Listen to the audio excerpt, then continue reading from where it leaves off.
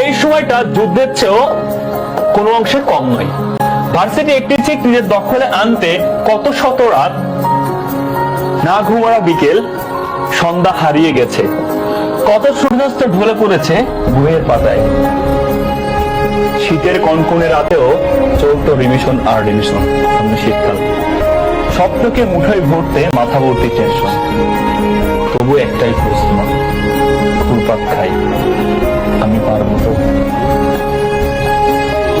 আমি জাহিদ হাসান যখন এসএসসিতে ছিলাম, আমার স্যার বলেছিলেন তোমার শরীরে হাড্ডি আর রক্ত থাকলে একদিন মাংসের অভাব হবে না।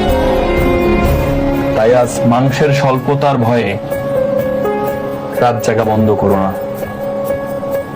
হয়তো তুমি ভাবছো এই ভাঙ্গা চেয়ার টেবিলে বসে, হয়তো তুমি ভাবছো যারা গরিব ঘরের ছেলে আছে, এই ভাঙ্গা চেয়ার টেবিলে বসে পাবলিক জানার স্বপ্ন দেখাটা কি ঠিক হচ্ছে?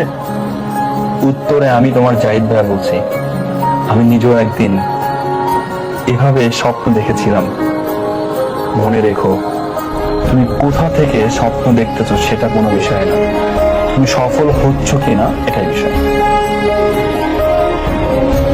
তোমার বাবাও যেন চায়ের দোকানে বসে বুক ফুলিয়ে বলতে পারে ছেলেটা আমার সম্মান রেখেছে। পরন্ত বিকেলে চাচিদের সাথে কষ্টের কথা শেয়ার করে, পরন্ত বিকেলে চাচিদের সাথে কষ্টের কথা শেয়ার করতে পারে আমার সন্তানটা ভার্সিটি সেমিস্টারের ব্যস্ততার কারণে বাসায় আসতে পারছে না। এটা কিন্তু আসলে কষ্ট। আমার সন্তানটা ভার্সিটির ব্যস্ততার কারণে তুই কালকে বাড়ি যাবে, তোমার অনেক কষ্ট হবে সেমিস্টারের কারণে একটি মধ্যবিত্ত পরিবারের সন্তান